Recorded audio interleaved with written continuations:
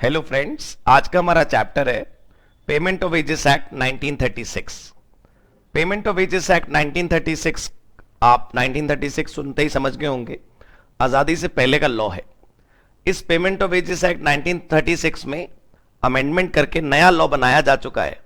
तो जितने भी लोगों का एग्जाम जून 20 या मई 20 में है, ये वीडियो सिर्फ उन्हीं के लिए है। अगर आपका एग्जाम दिसंबर सेशन में है तो आपको इसका रिवाइज्ड वर्जन देखना होगा, क्योंकि पेमेंट ऑफ वेजेस एक्ट बदलकर कोड ऑन वेजेस बनाया जा चुका है। तो अपना चैप्टर शुरू करते हैं, पेमेंट ऑफ वेजेस एक्ट 1936। 1936 में जो ये लॉ बना, उसका बेसिक ऑब्जेक्टिव एक ही है कि जो वर्कर्स हैं उन्हें जब वेजेस मिले तो वो टाइम पर मिले, वो पूरी मिले, उसमें से ऐसी डिडक्शंस ना हो जिन डिडक्शंस के बाद वो वेजेस जरूरत से कम रह जाए। तो पेमेंट ऑफ वेजेस एक्ट पढ़ने से पहले आप एक बेसिक आइडिया लगा लीजिए कि ये और मिनिमम वेजेस दोनों आपस में कनेक्टेड है। पेमेंट ऑफ वेजेस वर्कर्स को ऑन टाइम वेजेस दिलवाती है और अनरीजनेबल डिडक्शंस से मुक्ति दिलाती है। Let's start with the chapter now. Payment of wages act में सबसे पहले यहां लिखा है कि ये 28 मार्च 1937 को लागू हुआ। एक्ट 1936 में बना, लेकिन this came into force on 28 March 1937। It applies on whole of India including Jammu and Kashmir.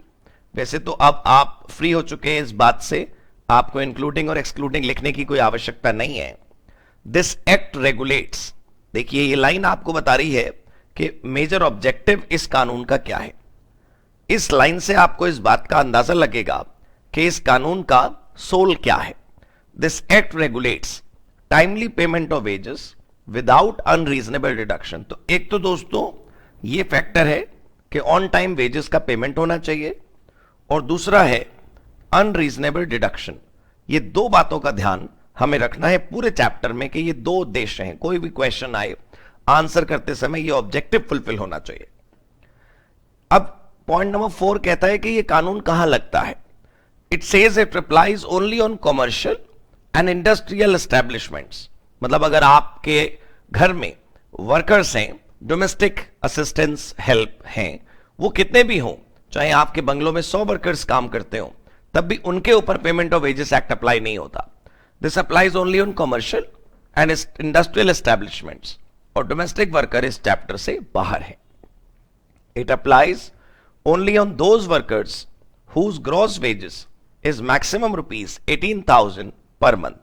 मतलब अगर किसी वर्कर की वेजेस इन हैंड जो से प्राप्त होती है वो 18,000 रुपए से ज्यादा है तो उसे इस एक्ट के बेनिफिट्स नहीं मिलेंगे। फॉर एग्जाम्पल, अगर वेजेस समय पे नहीं मिल रही और हमें क्लेम प्रोसीजर पढ़ना है कि क्लेम कैसे करें, और आपकी वेजेस 18,000 से ज्यादा है, तो जो इस एक्ट का प्रोसेस है वो नहीं फॉलो करना आपने। जिनकी वेजेस 18,000 रुपए महीना तक है, ये लॉ केवल उन्हीं के लिए है और किसी के लिए नहीं। तो आइए पढ़ें सबसे पहला topic, responsibility for payment of wages. ये टॉपिक आपको इसलिए पढ़ाया जा रहा है ताकि आपको पता चले कि मान लो पेमेंट ऑफ वेजेस नहीं हुआ ऑन टाइम या लॉ को फॉलो नहीं किया गया, तो कौन वो इंसान होगा जिसको गिल्टी ठहराया जाएगा इस लॉ को ना फॉलो करने पर। तो फैक्ट्री के लिए ऑक्यूपायर साहब ने जिस भी मैनेजर को रखा होगा, मैनेजर ने ध्यान रखना है कि वर्कर्स को वेजेस मिले, लेकिन मैनेजर का अपॉइंटमेंट ऑक्यूपायर करता है। जब आप फैक्ट्री एक्ट पढ़ेंगे तो ऑक्यूपायर का मतलब होता है anyone who has ultimate control over the affairs of the organisation. कोई भी ऐसा इंसान जिसका अल्टीमेट कंट्रोल होता है ऑर्गेनाइजेशन पर, उसे बोलते हैं हम ऑक्यूपायर। तो उस ऑक्यूपायर ने जो मैनेजर अपॉइंट किया होगा वो रिस्पॉन्सिबल होगा वेजेस को पे करने के लिए। बाकी जितने भी स्टैब्लिशमेंट्स हैं, वो सभी स्टैब्लिशमेंट्स में कोई भी इंसान जो एम्प्लॉयर के द्वारा ऑथराइज्ड है वो, या फिर एम्प्लॉयर खुद, ये दोनों रिस्पॉन्सिबल होंगे वेजेस के लिए। क्योंकि पहली बात तो हम देखेंगे कि कौन ऑथराइज्ड है, लेकिन अगर कोई ऑथराइज्ड नहीं है तो एम्प्लॉयर खुद रिस्पॉन्सिबल होगा। कंपनी की अगर बात करें तो इन्होंने दो ऑप्शन यहां लिखे हैं, चीफ अकाउंट्स ऑफिसर CAO या फिर HR मैनेजर में बी ऑथराइज। लेकिन इन्हें कौन ऑथराइज करता है? Board of directors. तो अगर मान लीजिए बोर्ड ऑफ डायरेक्टर ने किसी को ऑथराइज नहीं करा, इन दोनों में से कोई वहां पर डेजिग्नेटेड नहीं है वेजेस बांटने के लिए, तो फिर हम सारी जिम्मेदारी बोर्ड ऑफ डायरेक्टर्स मानेंगे। अगर रेलवे की बात करें तो मंत्रालय ने, रेलवे मिनिस्टर ने, रेलवे मिनिस्ट्री ने जिस भी इंसान को नॉमिनेट किया हो वो इंसान पेमेंट ऑफ वेजेस के लिए रिस्पॉन्सिबल माना जाएगा। ऊपर जो आपने 4 पॉइंट देखे उसमें से एक फैक्ट्री के लिए था, ये एक फैक्ट्री के लिए, दूसरा अदर एस्टेब्लिशमेंट्स के लिए, तीसरा कंपनी के लिए, चौथा रेलवेज के लिए। लेकिन एक हमारे पास रेजिडुअल पॉइंट है, बाकी किसी भी केस में एम्प्लॉयर या फिर person appointed by employer shall be responsible. तो अगर आप इसको पॉइंट नंबर 2 से कंपेयर करेंगे तो वहां भी यही बात लिखी है कि जो किसी स्पेसिफिक रूल में फॉल ना करे उसे जनरलाइज मान लीजिए कि एम्प्लॉयर खुद रिस्पॉन्सिबल होगा या फिर एम्प्लॉयर के द्वारा रखा हुआ मैनेजर रिस्पॉन्सिबल होगा। एक ऑर्गेनाइजेशन सोचिए, एक पर्सन ने 10 फैक्ट्रियां खोली, तो he himself can not be present in all those 10 factories all the time. He would have appointed 10 managers for 10 factories. तो वो जो वहां मैनेजर है वो ज्यादा नजदीक है वर्कर के, he should be held responsible if the wages are not paid on time, not the employer always. आइए अगला टॉपिक पढ़ते हैं, वेज पीरियड। वेज पीरियड का मतलब होता है दोस्तों वो टाइम जिस टाइम के लिए वेजेस कैलकुलेट होती हैं और पे होती हैं। हर जगह दोस्तों ऐसा नहीं होता कि मंथली वेजेस ही पे होती है। कई ऑर्गेनाइजेशन आपको मिलेंगी जहां 15-15 दिनों में वेजेस पे होती हैं, डेली वेज वाले लेबरर्स भी आपको मिलेंगे। तो जितने भी समय की तनख्वाह एक बार में कैलकुलेट और पे होती है उसे हम कहते हैं wage period. It can be daily, weekly, fortnightly और मंथली। लेकिन किसी भी हालात में दोस्तों ये 1 महीने से ज्यादा नहीं हो सकता। मतलब जो वेज पीरियड है अगर आप 15-15 दिनों में देंगे कोई प्रॉब्लम नहीं है, 7-7 दिन की वेजेस पे करेंगे कोई बात नहीं है। लेकिन अगर आप कहेंगे कि हम तो 2 महीने की वेजेस एक साथ देते हैं, that is not possible. Wage period कौन डिसाइड करता है?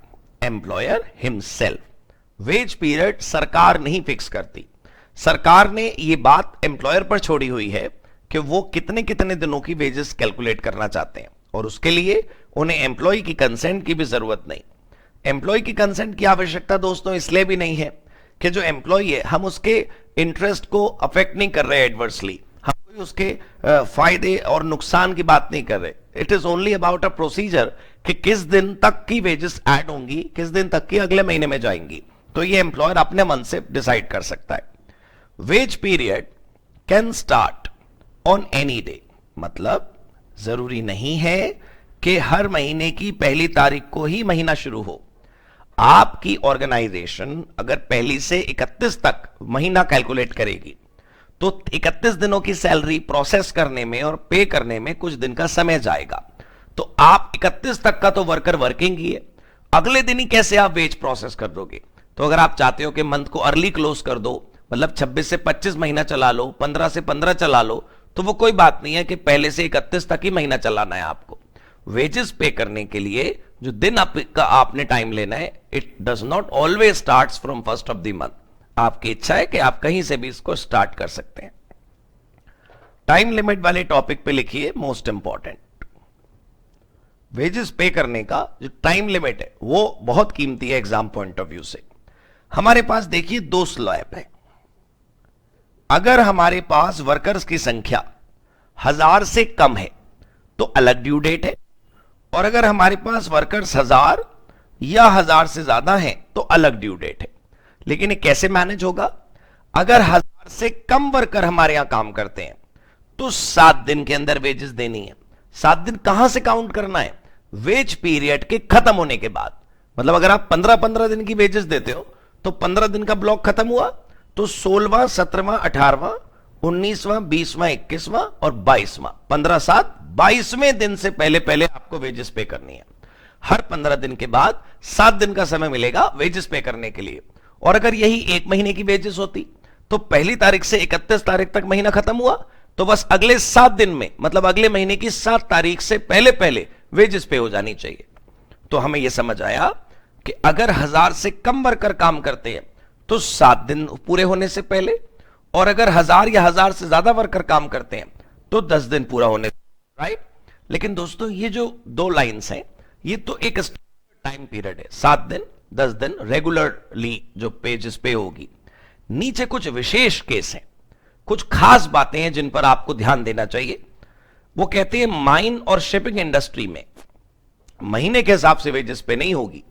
माइन और शिपिंग इंडस्ट्री में लिखा है wages shall be paid with in 7 days from completion of work. उनका कहने का मतलब है कि मान लीजिए माइनिंग का काम चल रहा है, 6-7 महीने माइनिंग का ही काम चलता रहा, तो जब तक वो काम चल रहा है तब तक अगर वेजेस रेगुलरली पे नहीं भी होंगी तो भी कोई बात नहीं, हम इसे असाइनमेंट बेसिस काम मान लेते हैं। जब वो असाइनमेंट पूरा होगा, जब वो काम खत्म होगा, तो काम खत्म होने के 7 दिन के अंदर अंदर वेजेस पे होंगी। अब आप सोचिए शिप पे वर्कर गया, तो वो जो शिप चला वो 45 दिन तक तो शिप समुद्र में ही है, 45 दिन की उसकी जर्नी है, तो 45 दिन में समुद्र के रास्ते के बीच में उसे वेजेस बांटने की जरूरत नहीं है आपको, उसका काम पूरा होने दीजिए। पहले काम पूरा होने के 7 दिन के अंदर आप उसे वेजेस पे कर दीजिएगा। अब देखिए अगला विशेष केस क्या है कि अगर वर्कर को टर्मिनेट किया जाए, तो जब वर्कर को टर्मिनेट किया जाएगा, टर्मिनेशन पर तुरंत मतलब 2 दिनों के अंदर आपको उसका वेजेस क्लियर करना पड़ेगा। मतलब अगर वर्कर को आपने निकाला और फिर आप उससे कह रहे हैं तो 45 दिन रुक, फुल एंड फाइनल सेटलमेंट करेंगे तेरा, उसको आप नहीं पुट करा सकते एफएनएफ पर। आपको अपने वर्कर्स को निकालते समय यह ध्यान रखना चाहिए कि कानून मांग करता है कि जब आप उसे निकाल रहे हैं तो उसकी वेजेस 2 दिनों के अंदर सेटल डाउन करिए। इन केस ऑफ क्लोजर अगर हम नहीं निकाल रहे, हम तो खुद ही निकल गए, ऑर्गेनाइजेशन से वर्कर को नहीं निकाला जा रहा साहब, ऑर्गेनाइजेशन ही बंद हो गई, तो क्या करेंगे? तो wages must be cleared within 2 days of closure. दोनों ही केसेस में सेम रूल है। अगर ऑर्गेनाइजेशन बंद हो तब भी 2 दिनों के अंदर, और अगर ऑर्गेनाइजेशन से वर्कर को हटाया जाए तब भी 2 दिनों के अंदर अंदर आपने वेजेस पे करनी है। Now we have wages shall be distributed और paid during the shift time and he can not be put to wait after shift hours. उनका कहने का मतलब दोस्तों यह है कि मान लीजिए किसी वर्कर की शिफ्ट आवर्स खत्म हो गए, आज उसकी वेजेस मिलने का लास्ट डे था, आज 7वां दिन या 10वां दिन था, तो आप उससे कह रहे हैं कोई बात नहीं, तो रुक जा, पैसे लेके जाना। तो जब उसकी शिफ्ट 6 o'clock पे खत्म हो गई, फिर भी आप उसे रोके हुए हैं कि नहीं वेजेस कैलकुलेशन में टाइम लगता है, तो 2 घंटा रुक। आपने उसे क्यू में खड़ा कर दिया, वो 2.5 घंटे रुका हुआ है, तो जो उसकी क्यू है ना वो उसके शिफ्ट ड्यूरेशन में होनी चाहिए। आप पूरे दिन उसे लाइन में लगवाए रखो, आपकी ऑर्गेनाइजेशन में 15,000 वर्कर काम करते हैं, सबको आप कैश वेजेस पे करते हो, सब लाइन में लगकर पैसों का इंतजार करते हैं, तो ये उस टाइम होना चाहिए जिस टाइम उसका ड्यूटी आवर था। ऐसा नहीं है कि उस पहले आप उसका शिफ्ट टाइम खत्म कर दें फिर उसके बाद आप उसे लंबी लाइन में लगवा दें, या you putting him to wait after the shift hours, ये नहीं हो सकता। तो वेजेस जब पे होगी तो वो शिफ्ट टाइम ही होना चाहिए, करेक्ट। ये था वेजेस का टाइम पीरियड। देखिए मेजर टाइम पीरियड जो आपको याद रखना चाहिए वो 3 है, 7, 10 और 2। मतलब अगर 1000 से कम वर्कर हैं तो 7 दिन में पे होना है, 1000 या 1000 से ज्यादा वर्कर हैं तो 10 दिन में पे होना है, अगर आपकी ऑर्गेनाइजेशन बंद हो गई या आपने उसे निकाल दिया तो 2 दिन में पे होना है। ये अगर आपने याद कर लिया तो टॉपिक सफल हो गया आपका। नाउ 2 शब्द हैं, एक होता है फाइन और एक होता है डिडक्शन। दोनों जो वर्ड्स हैं फाइन और डिडक्शन, उसमें आपको ये सोचना चाहिए कि दोनों में डिफरेंस क्या है।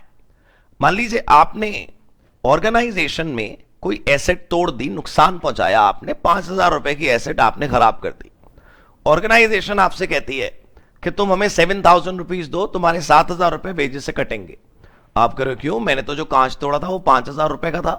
तो ऑर्गेनाइजेशन कहती है 5,000 तो देख कांच के, जो तूने तोड़ा उसके 5,000 रुपए मिलेंगे, लेकिन जो 2,000 रुपए है वो इस बात के कि अगली बार जब देख के याद रख लियो कि 2,000 रुपए ज्यादा देने पड़े थे पिछली बार। आपने कुर्सी तोड़ी तो 500 रुपए की तो कुर्सी आई, इस बात के 500 लेने चाहिए आपसे। लेकिन अगर आपसे कंपनी 500 की बजाय 600 ले रही है तो वो इस बात के लिए कि अगली बार एंगल बना के बैठना, कुर्सी टूटी तो 100 रुपए ज्यादा देने पड़ेंगे। उनका कहने का मतलब है सर कि जितने रुपए का नुकसान आप करोगे, जितने रुपए का खर्चा आपने अपनी कंपनी से करवाया, उतने रुपए जब आपकी सैलरी से कटे तो वो डिडक्शन है। उसका वो नुकसान से संबंध नहीं है कि भाई आपको सजा देनी है इसलिए वो आपसे ले रहे, नहीं, आपने कंपनी का 5,000 खर्च करवाया, कंपनी आपसे 5,000 मांग रही है, दैट्स क्लियर डिडक्शन। लेकिन over and above that amount जो आपसे रिकवरी करी जा रही है इसलिए to teach him a lesson कि कल को वो काम रिपीट करे, उसे बोलते हैं फाइन। तो सर कंपनी 5,000 का कांच तोड़ने पर अगर आपसे 7,000 रुपए ले रही है तो 5,000 तो उसके लॉस की रिकवरी हो गई, जो 2,000 रुपए वो तो उसका पीजीबीपी हो गया, वो तो उसकी अदर इनकम हो गई। तो ये ध्यान में रखना होगा सरकार को कि वर्कर से नाजायज फाइन न लिया जाए, वर्कर से जरूरत से ज्यादा फाइन न लिया जाए। उसको लेकर हमारे पास दो टॉपिक हैं, आप ध्यान से देखिएगा स्क्रीन पे। अभी हेडिंग आपके सामने है फाइन, और ठीक इसके नीचे जो अगली हेडिंग है दोस्तों वो है डिडक्शन। दोनों के अपने अपने रूल हैं। डिडक्शन मतलब वो पैसा जो वाकई में कंपनी का खर्च हुआ आपकी वजह से, लेकिन जो फाइन है सर वो एक्स्ट्रा, फाइन ज्यादा नहीं होना चाहिए। डिडक्शन तो जितने का नुकसान आपने किया कंपनी का उतने रुपए का डिडक्शन आपकी सैलरी से हो जाएगा। तो आइए पहले फाइन के बारे में पढ़ते हैं। सबसे पहला पॉइंट है fine and deduction are two different things. ये दोनों अलग अलग है जो अभी आपने डिस्कस किया। जब employ is responsible for some loss caused to employer, employer can recover this loss from the wages, right. जितना भी नुकसान आपने किया, इस रिकवरी को दोस्तों फाइन नहीं बोलते, इस रिकवरी को बोलते हैं डिडक्शन। डिडक्शन के आगे आप equal to amount of loss लिख सकते हैं, अमाउंट ऑफ लॉस और एक्सपेंस। कंपनी ने वर्कर के ऊपर या वर्कर के लिए जितना खर्चा करा या वर्कर की वजह से जितना नुकसान हुआ वो। Point number 4, if any amount other than loss is also recovered, मतलब मान लो ऐसा हुआ कि कुछ और भी ऐसा था कि जो रिकवरी करनी थी, this is actually to teach him a lesson. ये जो एक्स्ट्रा पैसे लिए गए ना उसको फाइन बोलते हैं, वो ज्यादा नहीं होना चाहिए। This additional amount is called fine and it is calculated arbitrarily. मतलब आप सोचो दिल्ली मेट्रो में अगर आप पर चलते हैं तो वो उसका 150 रुपीज फाइन है, तो वो 149 क्यों नहीं है और वो 200 क्यों नहीं है? मेट्रो में आप हटाओ, this is the amount exactly 150 ही क्यों?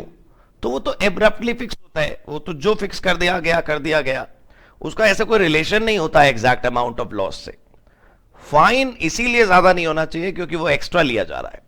फाइन कितना हो सकता है मैक्सिमम? 3% of wages.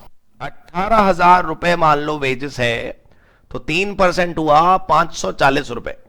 540 रुपए से ज्यादा फाइन हो ही नहीं सकता। और पता है आपको 18,000 से बड़ा वर्कर तो इस एक्ट में वैसे भी कवर नहीं है। 18,000 से ज्यादा बड़ा वर्कर कवर नहीं है और 18,000 के 3% से ज्यादा फाइन नहीं हो सकता। तो maximum permissible limit of the fine is just ₹540। अब आप सोचो कि 5,000 रुपए का कांच तोड़ा, 540 रुपए लिया जाएगा, तो गलत हो रहा, आप गलत सोच रहे हो। वो जो आपने 5,000 का कांच तोड़ा वो पैसे तो डिडक्शन के रूप में रिकवर होंगे ही होंगे।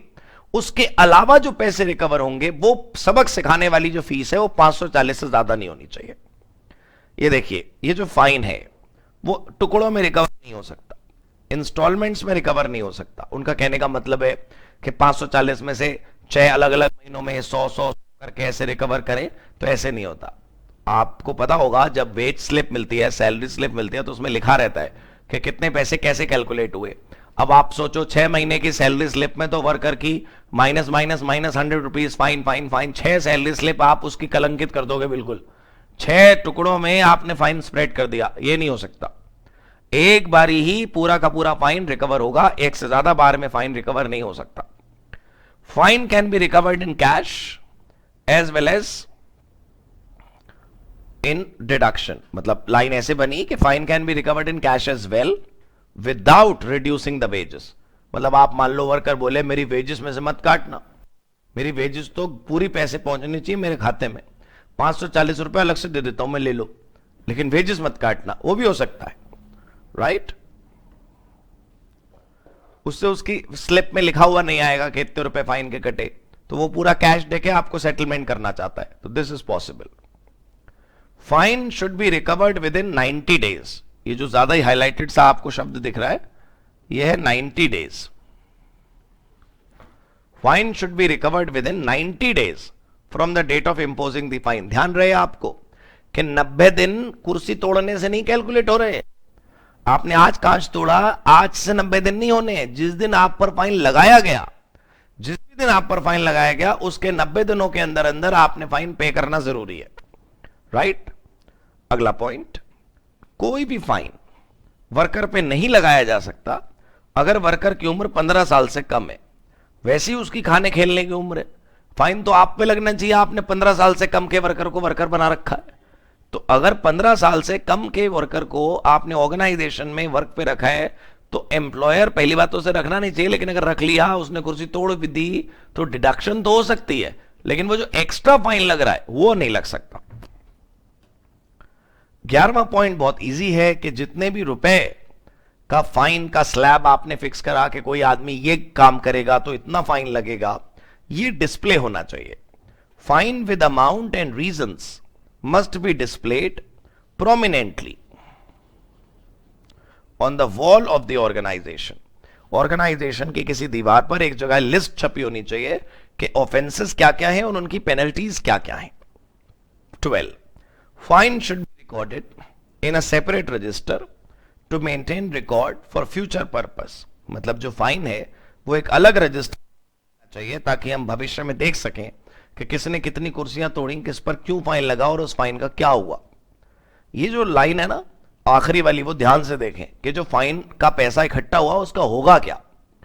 Total amount of fine recovered from employees must be spent on the welfare of workers and it is not a business income. मतलब यह कहने की कोशिश की गई है कि फाइन से जो पैसा आएगा वो कंपनी की कमाई नहीं है, उस पैसे को वर्कर के वेलफेयर पे ही खर्च कर दो, उनसे लेकर उनके ऊपर ही खर्च कर दोगे तो कंपनी के ऊपर यह आरोप नहीं लगेगा कि वो फाइन लगा लगाकर कमाई कर रही है अपनी। तो ये कुछ रूल थे जो आपने फाइन के सुने। अब टॉपिक है डिडक्शन। डिडक्शन का सबसे पहला प्रिंसिपल आपको याद रखना पड़ेगा, जितने रुपए का खर्चा कंपनी ने किया वर्कर पर या वर्कर ने नुकसान पहुंचाया कंपनी को, वो एग्जैक्ट अमाउंट जो रिकवर होता है उसे डिडक्शन कहते हैं। Deduction means the actual amount to be recovered from worker either because of some loss और सम एक्सपेंस। क्योंकि अब जैसे वर्कर का प्रोविडेंट फंड है वो भी डिडक्शन है, वर्कर ने सैलरी से एडवांस ले रखा है वो भी डिडक्शन है, कंपनी से लोन ले रखा है वो भी डिडक्शन है, तो वो लॉस तो नहीं है ना। तो डिडक्शन किसी लॉस की वजह से या किसी एक्सपेंस की वजह से भी हो सकती है जो एम्प्लॉयर ने करा एम्प्लॉय के बिहाफ पर। डिडक्शन टुकड़ों में भी हो सकती है, इंस्टॉलमेंट में भी हो सकती है। क्यों? क्योंकि आपने अभी जैसे सुना फाइन में तो 6 टुकड़ों में डिडक्शन फाइन काटोगे तो 6 सैलरी स्लिप पे फाइन फाइन फाइन शब्द लिखा होगा, तो फाइन कलंक है, डिडक्शन कलंक नहीं है। अगर सैलरी स्लिप में कई बार डिडक्शन भी हो रहा है तो उसमें कोई दिक्कत नहीं है, बिना किसी लिमिटेशन पीरियड के, बिना किसी मैक्सिमम टाइम लिमिट के कितनी भी इंस्टॉलमेंट्स आप डिडक्शन की कर सकते हैं। ये लाइन थोड़ी आपको अच्छे से याद करनी चाहिए, आप इस पर इंपॉर्टेंट मार्क कर लें। जैसे आपने कांच तोड़ा 5,000 रुपए का और वर्कर की सैलरी जो टोटल सैलरी है वो है 12,000 रुपए, तो 12,000 रुपए में से पूरे 5,000 रुपए डिडक्ट हो सकते हैं। क्यों? क्योंकि 12,000 में से 5,000 काटना, आधे से कम काटना है, तो वो तो ठीक है। लेकिन अगर सोचिए वर्कर की सैलरी 12,000 है, तो अब लॉस के मैं आपको 2 केस बताता हूं। मान लीजिए कि वर्कर ने जो लॉस पहुंचाया कंपनी को वो 5,000 रुपए का पहुंचाया, तो जो डिडक्शन है इन मंथ, एक महीने में जो डिडक्शन होगी वो यहां पहले केस में तो 5,000 हो सकती है, क्योंकि 5,000 काटने पर भी आधे से ज्यादा पैसे तो वर्कर के पास पहुंच ही रहे। लेकिन अगर केस 2 देखें कि नुकसान 10,000 है, आप 10,000 12,000 में से काट लेते हैं, दिस इज नॉट अलाउड दोस्तों, ये नहीं हो सकता। वर्कर की जितनी सैलरी है उसके आधे से ज्यादा डिडक्शन नहीं हो सकती, 6,000 से ज्यादा डिडक्शन नहीं हो सकती। 6,000 रुपए पहुंचेंगे। इसका मतलब क्या हुआ कि 12,000 रुपए की सैलरी वाले ने 10,000 रुपए का जब कांच तोड़ा तो उसमें से 6,000 रुपए तो पहले महीने रिकवर हो गए। लॉस था कितने का? 10,000 का, तो 4,000 अगले महीने रिकवर हो जाएंगे, 6,000 इस महीने रिकवर हो गए। एक ही साथ पूरी की पूरी सैलरी काट लोगे तो उसके घर क्या भेजोगे? इसलिए यह नियम है कि टोटल अमाउंट जितना भी है सैलरी का उसका आधा करिए, इससे ज्यादा फाइन नहीं कट, इससे ज्यादा डिडक्शन नहीं हो सकती। लेकिन अगर आपकी ऑर्गेनाइजेशन एक कोऑपरेटिव सोसाइटी है, इफ द कोऑपरेटिव सोसाइटी, तो ये डिडक्शन 50 ना होकर के 75% तक हो सकती है। This deduction will become to 75% maximum, right.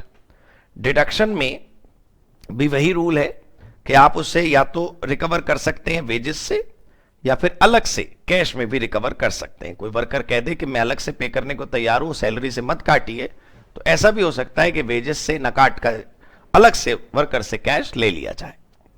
तो ये डिडक्शन और फाइन के दोनों के रूल समझते समय सबसे बड़ी बात जो आपको ध्यान रखनी चाहिए वो बस ये कि जो फाइन है दोस्तों वो over and above the amount of loss है, और जो डिडक्शन है वो डिडक्शन वो पैसा है जितने रुपए का नुकसान कंपनी का आपने किया।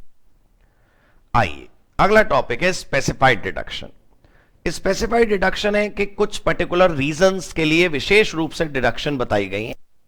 There are some specified deductions which can be treated as examples. मतलब अगर कोई पूछे कि किस किस की डिडक्शन हो सकती है, तो एब्सेंस फ्रॉम ड्यूटी से डिडक्शन हो सकती है, एम्प्लॉयर को आपने कोई डैमेज या लॉस करा, कोई सर्विस एम्प्लॉयर ने आपको प्रोवाइड करी, आपने कोई लोन ले रखा था उसकी रिकवरी हो रही है, सैलरी एडवांस आपने ले रखा है, या जो लेबर यूनियन है उसके पैसे आपको हर महीने देने होते हैं तो आप ना वेजेस से कटवा देते हो यूनियन की फीस, कोई खर्चा जो एम्प्लॉयर ने आपके लिए करा। These all are kind of examples कि किस बात की डिडक्शंस आपके वेजेस से हो सकती है।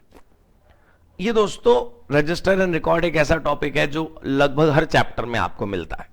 रजिस्टर एंड रिकॉर्ड में ये बताया जाता है कि कोई ऑर्गेनाइजेशन जो जिसके ऊपर पेमेंट ऑफ वेजेस अप्लाई होता है उनको कौन कौन से रिकॉर्ड संभाल के रखने होते हैं। वो कहते हैं every employer must maintain proper records of wages paid and arrears. Such record shall B preserved in good condition. अच्छे तरीके से आपको संभाल के रखने कम से कम 3 साल के लिए from the date of last entry. Last entry का मतलब है जैसे रजिस्टर में आप अभी रजिस्टर में एक सेम रजिस्टर में एंट्री करते हैं, 6-7 साल हो गए वही रजिस्टर चल रहे हैं आपके, वेदर फिजिकल और इलेक्ट्रॉनिक, तो 6-7 साल तक तो वो मेंटेन है ही ना। जिस दिन लास्ट एंट्री होगी उसके भी 3 और साल तक वो रजिस्टर आपको संभाल के रखने हैं ताकि इंस्पेक्शन में या किसी भी समय वो काम आ सके। Such record shall be authenticated by employer as token of certification that they are correct. मतलब एक बार सिग्नेचर एम्प्लॉयर के करवाए जाएंगे ताकि वो कल को मुकर न जाए कि नहीं हमने जो रिकॉर्ड रखे थे वो ये नहीं थे, ये तो गलत है, तो उसके सिग्नेचर के बाद फिर वो मुकर नहीं पाएगा, वो डिनाई नहीं कर पाएगा कि ये रिकॉर्ड हमने नहीं बनाए। क्लेम फॉर वेजेस में थोड़ा सा इंपॉर्टेंट निशान आप लगाइए। अगर वर्कर को वेजेस न मिले टाइम पर, या फिर वर्कर को वेजेस मिले लेकिन उसमें से गलत तरीके से डिडक्शन या फाइन काटा जाए, तो वो क्लेम कर सकता है और उसका प्रोसेस ये आपके सामने है। Worker can demand wages only within 12 months of due date. अगर आपको याद हो तो बोनस में भी यही रूल था, जिस समय ड्यू होता है उसके 1 साल में आपको केस करना चाहिए ना। साल गुजर गया, आपको होश ही नहीं, आपकी वेजेस नहीं पे हुई, आप एक लंबे समय के बाद जब अदालत में जाते हैं तो दो केस फैब्रिकेटेड लगता है, ऐसा लगता है जैसे नकली केस बना के लाए आप। तो आपको कमिश्नर साहब को ये समझाना पड़ेगा कि अगर 1 साल गुजर गया तो क्यों गुजर गया, क्यों लेट हो गए, और अगर कमिश्नर खुश हो जाता है आपकी बात से, सेटिस्फाइड हो जाता है, तो 12 महीने और आपको मिल सकते हैं। यही रूल बोनस में था। ये जो तीसरी और चौथी लाइन है वो बिल्कुल साइंटिफिक है, सोच समझ के बनाई गई है। हो सकता है आपको इसे चुटकुला समझकर हंसी आए, लेकिन ये लाइन बिल्कुल ठीक है। एम्प्लॉय के मान लो कुछ पैसे रह गए जो उसे नहीं मिले, वो केस करने पहुंचा, तो अदालत ने उससे पूछा कि भाई तेरे कितने पैसे रह गए जो तुझे नहीं मिले, तूने केस कर दिया। कह रहा जी मेरे 15 रुपए रह गए थे, 15 रुपए रह गए थे, मेरे जज साहब दिलवाओ मुझे पैसे। तो क्या जज वो केस सुनेगा? नहीं। आपको लग रहा होगा इतनी छोटी रकम के लिए केस कौन सुनेगा। बात इतनी छोटी और उतनी बड़ी की नहीं है, लिमिट की। कानून में लिमिट है दोस्तों 20 रुपए। अगर 20 रुपए या उससे बड़ा मामला है तो एम्प्लॉय केस कर सकता है। और अगर वो ग्रुप में जा रहे हैं, एक से ज्यादा एम्प्लॉय एक साथ जा रहे हैं, तो कम से कम 50 रुपए का मामला होना चाहिए। उनका कहने का मतलब है कि मान लो कोई 3-4 वर्कर हैं जिसमें किसी वर्कर के 5 रुपए बाकी हैं, किसी के 10 रुपए बाकी हैं, तो वो अकेले तो जा सकता क्योंकि 20 रुपए मिनिमम रूल है। लेकिन अब जब वो सब मिलके जा रहे हैं तो मिलके अगर 50 रुपए का भी मामला हुआ तो वो जा सकते हैं। इसलिए ये रूल है। लेकिन इसका ऑपोजिट सोचिए, पिछले महीने एम्प्लॉयर ने जब वेजेस का लिफाफा पे करा तो एक 500 का नोट ज्यादा चला गया वर्कर पे। अब एम्प्लॉयर ने उस पर केस कर दिया एम्प्लॉय पे कि जज साहब देखो मेरे 500 रुपए लूट के ले गया, ये मेरे वापस करवाओ। तो क्या अदालत केस सुनेगी? अब भाई अभी तो 20 रुपए पे सुन रही थी, 500 पे क्यों नहीं सुनेगी? नहीं सुनेगी दोस्तों। यहां लिखा है कि एम्प्लॉयर भी एम्प्लॉय पे केस कर सकता है, लेकिन तभी होगा जब मामला कम से कम 1000 रुपए का होगा। अगर 1000 रुपए से ज्यादा का मामला होगा तभी, अगर 1000 से कम का हुआ तो केस नहीं सुना जाएगा। सही बात है, एम्प्लॉयर 500 रुपए ज्यादा दे दिया तो कोई बात नहीं, मान ले कि दान दे दिया। वर्कर के 20 रुपए तो भी टेंशन है, एम्प्लॉयर के 500 रुपए तो भी सरकार को कोई प्रॉब्लम नहीं। आइए, if the employ present his case, मतलब अगर एम्प्लॉय अपना केस पेश करता है, he can do so without any formality, मतलब एक एम्प्लॉय को जज के सामने बोलने के लिए किसी फॉर्मेलिटीज को फुलफिल नहीं करना होता। लेकिन दोस्तों अगर एम्प्लॉयर अपना पक्ष रखना चाहता है तो उसे क्या करना पड़ेगा? जितना भी एरियर्स मांग रहा है एम्प्लॉय, पहले उसका 75%, 75% of the arrears amount need to be deposited with labour commissioner. बहुत ध्यान से सुनिएगा। अक्सर दोस्तों जब दो लोगों का डिस्प्यूट होता है, स्पेशली एम्प्लॉयर एम्प्लॉय, तो एम्प्लॉयर कहता है जज साहब बात पैसों की नहीं है, पैसे तो मैं भी दे दूं, इसके बनते नहीं इतने रुपए। अब वो बनते कि नहीं बनते वो बाद में देखा जाएगा। एम्प्लॉयर को जितना भी एम्प्लॉय का डिमांड है उसका 75% पैसा पहले कमिश्नर के पास जमा कराना पड़ेगा। भाई अगर एम्प्लॉयर जीत गया तो पैसे वापस मिल जाएंगे आपको, और अगर एम्प्लॉय जीत गया तो 75% तो रिकवर हो ही चुके। तो आइए, if employer wins the claim he will get back his deposit. If employee wins the claim, he may get compensation. लेकिन जितने रुपए खोए थे उतने ही रुपए पाए तो क्या इनाम मिला? तो अगर वर्कर की वेजेस बाकी थी तो वो तो मिलेगी ही, उसके साथ साथ आपको कॉम्पेंसेशन भी मिल सकता है। लेकिन जो कॉम्पेंसेशन मिल सकता है वो मैक्सिमम है 10 टाइम्स। ऐसा नहीं है कि आपके 1000 बाकी हैं तो 10,000 मिलेंगे, क्योंकि लकी ड्रॉ और लॉटरी नहीं चल रही। जितने रुपए बाकी हैं वो मिलेंगे, प्लस कॉम्पेंसेशन मिल सकता है आपको। तो अब बधाई आप सबको, आप मिसलेनियस पॉइंट्स पर पहुंचे। मिसलेनियस पॉइंट पहुंचने पर हमेशा हम एक बार बात याद करते हैं अपने सवाल जवाबों को। जैसे ये चैप्टर पूरा हो जाए प्लीज एक बारी क्वेश्चन आंसर्स को आप जरूर देखें, ताकि चैप्टर का कॉन्फिडेंस बिल्डिंग आपका अच्छे से हो जाए। ऐसे भाषण सुनने से पेपर की तैयारी नहीं होती दोस्तों। जब आप चैप्टर पढ़ते हैं उसके बाद क्वेश्चन आंसर करेंगे तो आपको फील आएगा कि आपने अच्छे से प्रिपरेशन कर ली, और कुछ क्वेश्चन देखकर आपको अच्छा लगेगा कि ये तो हमें बहुत अच्छे से आता है। कुछ मिसलेनियस पॉइंट्स हैं, आइए जिन्हें हम देखें। Person dies, his wages shall be paid to nominee and there is no nominee to the legal heir. मतलब अगर पर्सन मर जाता है तो उसकी वेजेस नॉमिनी को पे होंगी, लेकिन अगर वो नॉमिनी लिखकर गए ही नहीं तो फिर जो भी उत्तराधिकारी होगा उसे पे हो जाएंगी। Summary of payment of wages act, ऐसा मिनिमम वेजेस में भी था कि पेमेंट ऑफ वेजेस एक्ट की summary with details of person responsible to pay wages must be displayed on the wall prominently. उनका कहने का मतलब है कि ऑर्गेनाइजेशन की वॉल पर यह डिस्प्ले होना चाहिए कि मिनिमम वेजेस और पेमेंट ऑफ वेजेस के रूल्स क्या हैं और कौन व्यक्ति जिम्मेदार है हमारी संस्था में इन रूल्स को लेकर। पॉइंट नंबर 3 पर आप इंपॉर्टेंट निशान लगाएं। ये कॉन्ट्रैक्टिंग आउट क्या चीज है? कॉन्ट्रैक्टिंग आउट का मतलब होता है कि एक एम्प्लॉई एम्प्लॉयर के साथ खुद अग्रीमेंट करता है कि भाई मैं खुद अपना अधिकार छोड़ने को तैयार हूं कि मुझे वेजेस नहीं चाहिए 7 तारीख को, कोई बात नहीं जी, डिडक्ट कर लो वेजेस से। तो एम्प्लॉयर कह रहा है भाई जब एम्प्लॉय खुद कह रहा है तो हमने 7 तारीख की बजाय 17 तारीख को पे करा, इसमें क्या फर्क पड़ता है? जज को क्या प्रॉब्लम है? प्रॉब्लम है। अगर एम्प्लॉय हां कर रहा है कि मेरे को वेजेस नहीं चाहिए, तो इसका मतलब यह हुआ कि आपने ऑर्गेनाइजेशन में ऐसा किया होगा कि आपने अनड्यू इन्फ्लुएंस लगाया होगा वर्कर के ऊपर।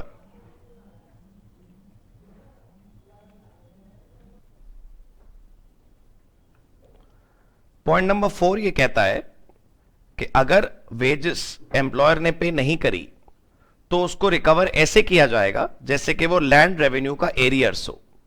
मतलब अगर जैसे इनकम टैक्स, जीएसटी या कोई भी सरकारी टैक्स आप पे ना करें तो जैसे रिकवरी होती है वैसे ही पेमेंट ऑफ वेजेस की भी रिकवरी एम्प्लॉयर से होगी। तो ये जो मिसलेनियस पॉइंट आपने देखे, that's all about the payment of wages act. आप सब लोग जरूर इसके एक बारी क्वेश्चन आंसर्स करें। Thank you so much.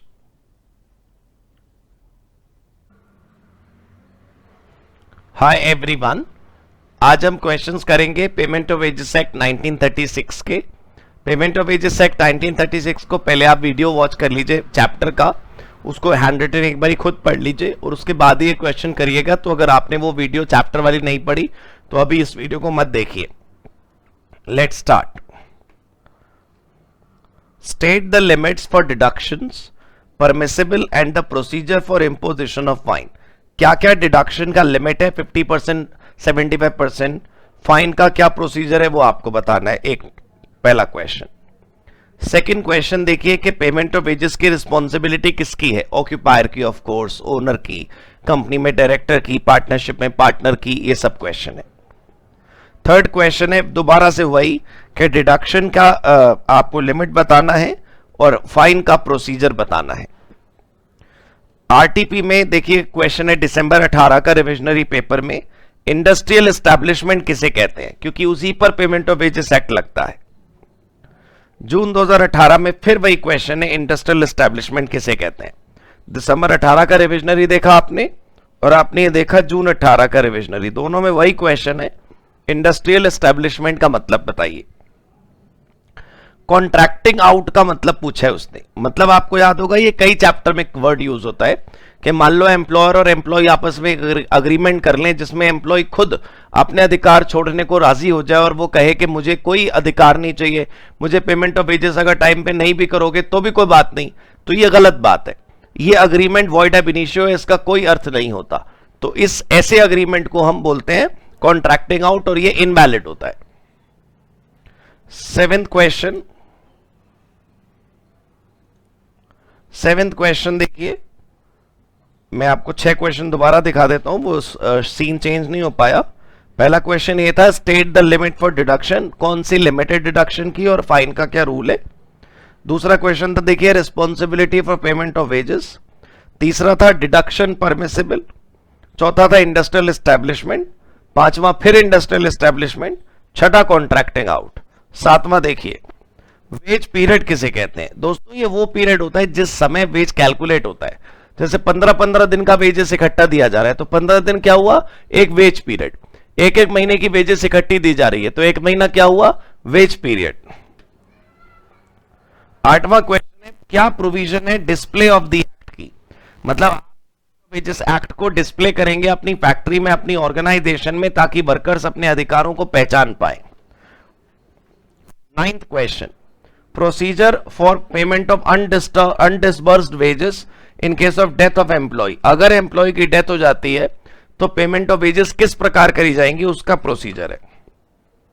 ये देखिए सर स्कैनर के क्वेश्चन आ गए, पास्ट एग्जाम क्वेश्चन आ गए, बहुत अच्छा अट्रैक्ट करते हैं ये स्टूडेंट्स को, उन्हें बताते हैं कि देखो भाई पेपर में क्या क्या और कैसे कैसे आया। तो आप भी ध्यान से सुनिए।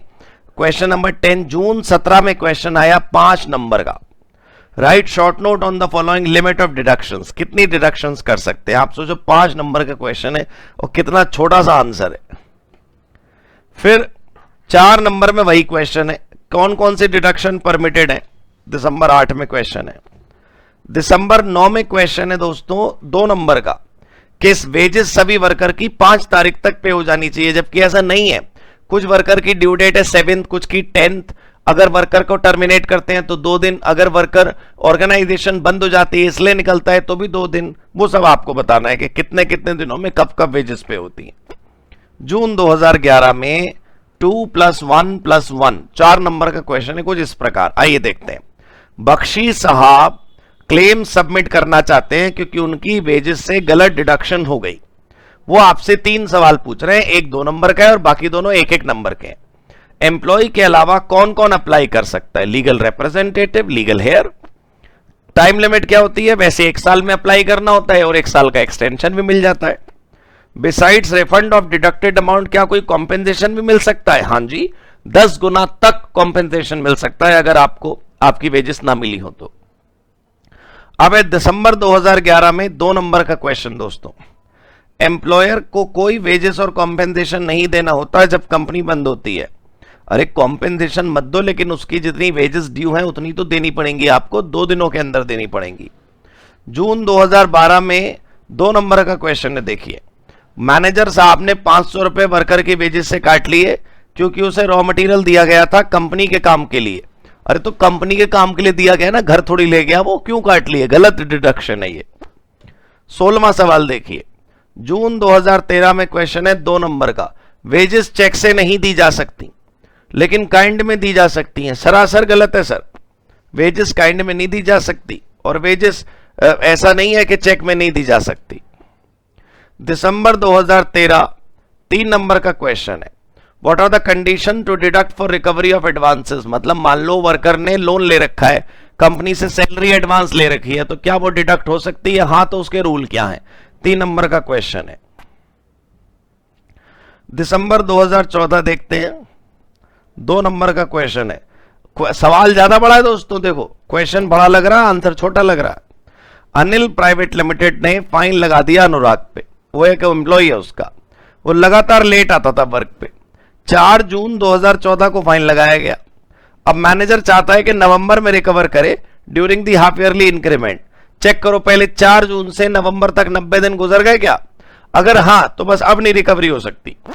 दोस्तों फाइन की रिकवरी 90 डेज के अंदर होनी चाहिए। 90 डेज अगर गुजर गए तो अब फाइन की रिकवरी नहीं हो सकती। 19th क्वेश्चन देखिए, पेमेंट ऑफ वेजेस की जिम्मेदारी किसकी होती है? एम्प्लॉयर की। हाँ बिल्कुल ठीक बात है, 3 नंबर का क्वेश्चन है। तो आप अच्छे से बता देना कि पार्टनरशिप होगी तो पार्टनर की जिम्मेदारी होगी, कंपनी होगी तो डायरेक्टर की जिम्मेदारी होगी। दिसंबर 17 देखो भाई, 10 नंबर का क्वेश्चन है, वाह भाई वाह। What are the different kind of deduction. तो आपको एग्जाम में अच्छे से डिटेल समझानी है, कितने प्रकार की डिडक्शन हो सकती है, किस किस बात की डिडक्शन हो सकती है, बहुत प्रकार के एग्जाम्पल्स हो सकते हैं। मैंने बहुत लंबी लिस्ट आंसर में दी है, आप अच्छे से चेक कर लीजिएगा। दिसंबर 2009 में 2 नंबर का क्वेश्चन है, देखो 25 नवंबर 2009 को एक वर्कर को टर्मिनेट कर दिया गया। अब कंपनी कह रही है, एक बात सुन, 1 दिसंबर को ले जाइयो पैसे तू। उसको कहना नहीं जी हमने पढ़ा है, अगर वर्कर को टर्मिनेट करा जाता है तो 2 दिन में उसको वेजेस पे होनी होती हैं। अब जैसे 25 तारीख को उसको टर्मिनेट करा गया तो 2 दिन जोड़ो, 27 तारीख तक उसे वेजेस पे हो जानी चाहिए। 22nd क्वेश्चन, 22वां सवाल देखते हैं। दिसंबर 2009 में क्वेश्चन है, वो कह रहा है कि वर्कर की वेजेस में 90% तक डिडक्शन हो सकती है। ट्रू या फॉल्स? फॉल्स। अगर वर्कर कोऑपरेटिव सोसाइटी में काम करता है तो 75% और वरना 50% से ज्यादा वेजेस डिडक्ट नहीं हो सकती। ये क्वेश्चन थे, देखो छोटे छोटे। आप ना प्लीज पहले तो ये मत सोचिएगा कि मैंने क्वेश्चन हवा में घुमाए। सर सारे क्वेश्चन जो हैं वो डायरेक्ट थे, 2-4 को छोड़कर जिनको हमने समझा। सारे क्वेश्चन सीधे सीधे आपका जो चैप्टर आपने पढ़ा होगा उससे रिलेट करते हैं। कुछ नयापन लगे, कोई नया अजीब क्वेश्चन लगे, कुछ ऐसा लगे जो आपको नहीं आता है, एक बार रीड कर लीजिए। आपको लगे कि नहीं समझ आया, मैं अभी भी यही हूं आपके पास, आप उसे पूछ लीजिए मुझसे। मुझ तक संपर्क करना कोई बड़ी मुश्किल बात नहीं है। आप मुझे एक मैसेज भेजिए, I will be there with all your doubts clearance. तो कोशिश करिए एक बार ही सेल्फ स्टडी करें और उसके बाद भी समझना है तो आप मुझसे बात करें। Thank you so much.